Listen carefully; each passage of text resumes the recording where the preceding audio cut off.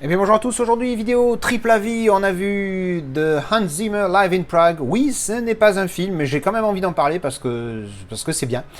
The Notebook et The Lost Boys, alors Blu-ray et Blu-ray 4K ici. Comme d'habitude, j'ai filmé ça juste après le visionnage à chaud. C'est parti. Alors je viens juste de terminer The Lost Boys, un film qui m'avait été alors plus ou moins recommandé par le Discord. Je crois que c'est un des films préférés d'un des gars du Discord. Je sais plus qui, hein, tu m'en voudras pas. Et donc du coup, j'avais préco le steelbook, hein, comme vous pouvez le voir là. Et je me suis dit, tiens, on va le tenter. Alors, comment dire, je ne peux m'empêcher de penser aux Goonies quand je vois ce film. Parce que déjà l'acteur qui joue Mouth dans Goonies, je sais plus comment il s'appelle là, il a une voix là, enfin bref. C'est un mélange de films de vampires avec de l'humour des années 80, c'est un petit peu spécial comme film, mais j'ai bien aimé. Alors, j'avoue que c'est pas le genre de film où tu es accroché dans l'histoire, machin. J'avoue que 2-3 fois, j'ai un petit peu regardé à droite à gauche quelle heure il était, si j'avais des messages, des conneries comme ça. Je vais mettre 6 sur 10. Je vais mettre 6 sur 10 parce que c'est bien, mais c'est pas non plus, voilà quoi, tu vois, ça casse pas trois pattes à un canard. Et puis, je pense que peut-être il serait mythique si je l'avais découvert en même temps que les Goonies quand j'étais gamin, tu vois. C'est possible. Alors après, encore une fois, les Goonies, c'est vraiment moins macabre, entre guillemets, parce que bon là, histoire de vampire, tu te doutes bien qu'ils se font pas des bisous. Pour ceux qui connaissent pas du tout, c'est l'histoire de deux garçons, deux frères, qui arrivent dans une nouvelle ville avec leur mère et tout. Puis là, le frère aîné, il fait ami avec un petit peu les loupards, et on se rend compte qu'en fait, les loupards, c'est des vampires. C'est pas un spoil, hein, c'est l'histoire du film. Donc voilà, c'est sympa. Moi, ce que j'aime bien, c'est ce petit côté années 80. Mais t'es à fond dedans, quoi. T'es vraiment à fond années 80. J'aime bien ce petit côté-là, voilà. Et après, bon, l'histoire, voilà, c'est pas la folie. C'est un bon petit film, il dure 1h30. Il fait passer le temps, il est sympa.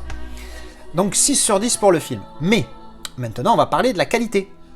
4K, HDR, pas de Dolby Vision, mais bon, je l'ai trouvé très bon. Alors un petit peu de grain par-ci par-là, mais bon, rien de bien dégueulasse.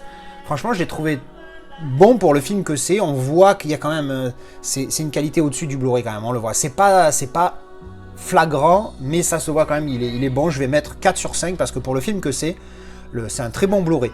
Cependant, j'ai mis le Blu-ray standard dans la PlayStation que vous voyez pas parce qu'elle est par là. Et on va faire les comparos tout de suite.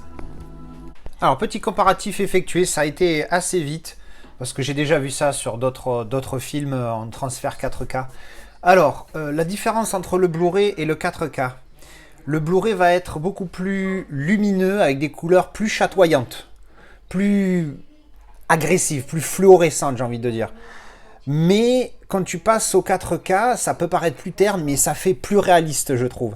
Au niveau du piqué, franchement, ça se vaut, quoi. Il y a vraiment pas... C'est pas une folie. Je pense que si vous avez le Blu-ray, ça mérite pas l'upgrade à mon goût. Parce que là, vous voyez, là, c'est le... Bon, là, évidemment, vous voyez pas, parce que voilà. Vous pouvez pas... Déjà, l'angle est dégueulasse, et puis en plus, la qualité de... Je filme en 1080, en 60 fps. Donc, vous voyez pas la différence si j'avais mis le 4K ou quoi. Bref, là, le Blu-ray est très, très bon. Il est propre, il n'y a pas de problème là-dessus. La seule vraie différence entre les deux, ça sera pas le piqué, parce que voilà, le piqué, quand je vous dis la différence, elle est infime. Je l'ai à peine perçu, voire pas du tout sur certains angles. Par contre, au niveau de la colorimétrie, c'est là où le HDR du 4K apporte quelque chose.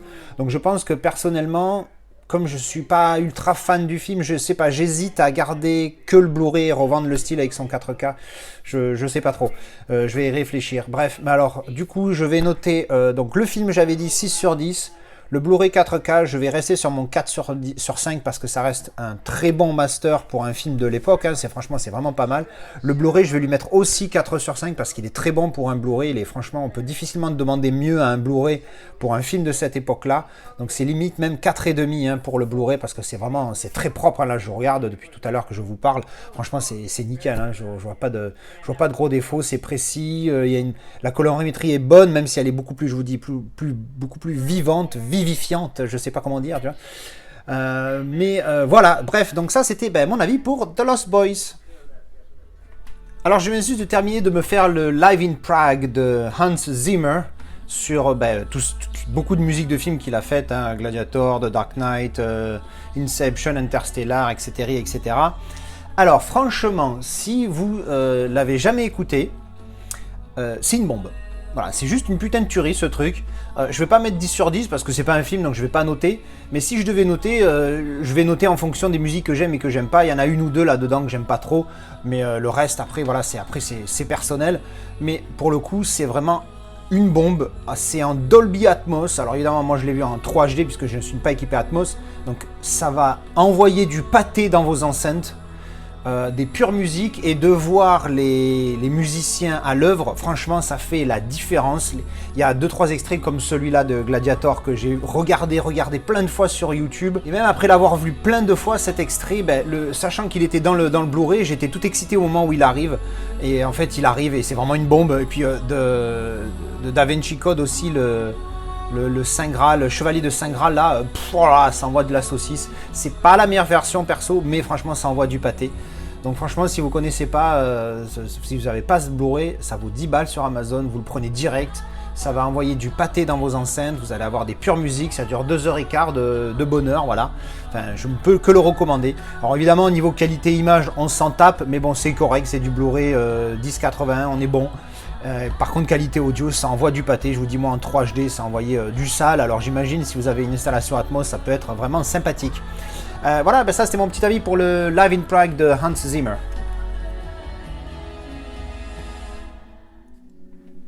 Alors je viens juste de terminer The Notebook. J'ai pris quelques minutes pour essuyer mes larmes de crocodile parce que j'ai chialé ma race.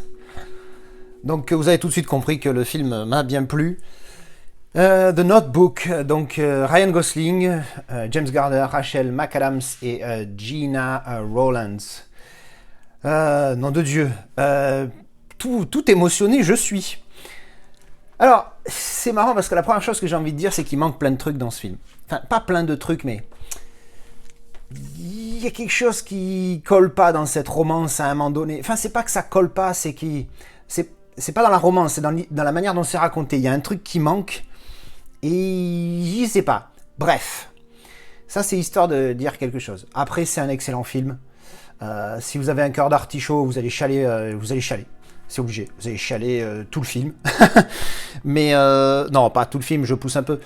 Mais c'est chaud parce que t'as deux histoires parallèles et tu te rends compte qu'elles ont des points communs, tout ça, pendant ce film. Parce que, en gros, le synopsis, c'est donc deux jeunes, ados, 17-18 ans par là, qui lors d'un été où la fille est dans le sud apparemment pour des vacances machin, elle rencontre Ryan Gosling qui est juste un mec qui est un mec qui est là et qui bosse comme ouvrier tout ça. Alors ça se passe dans les années 40 hein, je crois. Hein. Oui, je crois même pas, je suis sûr. Et donc il la drague, il tombe amoureux, ça se passe bien et tout, seulement elle est de la classe, de la upper class, tu vois, elle est de la haute. Et lui, c'est un ouvrier. Donc forcément, les parents, machin bidule, du coup, à la fin de l'été, ils doivent se séparer, c'est horrible et tout. Puis bon, après, il y a l'histoire. Je vais pas tout raconter parce qu'après, j'ai pas envie de spoiler. Et c'est marrant parce que c'est raconté par le film, l'histoire de ce jeune couple est racontée au travers d'un livre qu'un vieux lit à une vieille dans un hospice de vieux. Ça fait très violent quand je dis ça, mais bon, à un moment donné, c'est des vieux, il faut dire ce qui est. Quand on est vieux, on est vieux. Et donc ouais, donc après voilà, il y a ça et voilà, j'ai pas envie d'en dire plus parce que j'ai pas envie de spoiler ou même de vous raconter le film, ça n'a aucun intérêt. Par contre, faut le découvrir, c'est un très très bon film, très très belle. Alors je sais pas si je pourrais appeler ça une comédie romantique parce que c'est pas une comédie dans le sens où tu te tapes pas des barres, tu rigoles pas. Mais c'est un très bon film d'amour, voilà, on va dire ça. Et c'est chaud parce que du coup ça te fait penser à plein de choses. Moi en ce moment ça me fait penser à ce moment-là tout de suite. Ça fait calme-toi la musique, qu'est-ce qui se passe? D'un coup tu cries. Ça me fait gamberger, tu vois, parce que tu te mets à la place des gens. Merde, si j'avais vécu ça ou si j'ai vécu ça. Le pire c'est si tu as déjà vécu le truc. T'as vécu le truc, tu le vois au travers de là, laisse tomber mémé quoi. T'as envie de péter un câble. Enfin bref, donc c'est un très bon film. La note 7 minimum, est-ce que je lui mets 8? Je sais pas. parce que tout le film, à chaque fois, il y a eu des petits quelque chose à un moment donné, je ne sais pas comment l'expliquer, mais il m'a dit, tiens, là, ouais, je suis trop précis quand j'explique. Ok, alors je vais me calmer, je vais être vague maintenant. Non, je vais mettre 7, un sévère 7. C'est 7,5, voilà, allez, 7,5. Donc, je vous le recommande, hein, il est vraiment pas mal. Concernant la qualité du Blu-ray. Ouais, excusez-moi, j'ai baissé la musique parce qu'on s'entend plus causer ici. Donc, je disais, la qualité du Blu-ray, ça va, mais c'est bof. Pour moi, ça va être... Ça se regarde, hein, évidemment. En même temps, c'est très dur de faire un film inregardable tellement la qualité est pourrie maintenant, mais ouais... Disons que quand tu es happé par l'histoire, tu fais pas trop attention à la qualité, mais des fois ça te saute à la gueule tellement c'est mauvais. Parce que oui, il y a des passages un petit peu mauvais, ça fait du shadow machin là. C'est pas terrible. Je vais mettre 2 et 2. Voilà, le Blu-ray je lui mets 2 parce qu'il est... Allez, 2,5 parce que je suis de bonne composition. Il est pas top quoi, il pourrait être mieux. Donc voilà, The Notebook, je vous le recommande fortement. Et bien voilà, c'était mes avis pour donc ces 2 films plus le live de Hans Zimmer, qui est vraiment une expérience, je vous le recommande fortement, c'est vraiment top. Une comédie romantique, ou une comédie, une histoire d'amour, et un truc de vampire auquel on ne s'attend pas, mais voilà. Bref, dites-moi ce que vous en pensez en commentaire, comment vous avez apprécié ces films et ce concert particulièrement ou pas, et dites-moi vos avis. Allez, merci d'avoir regardé cette vidéo, ciao, bisous.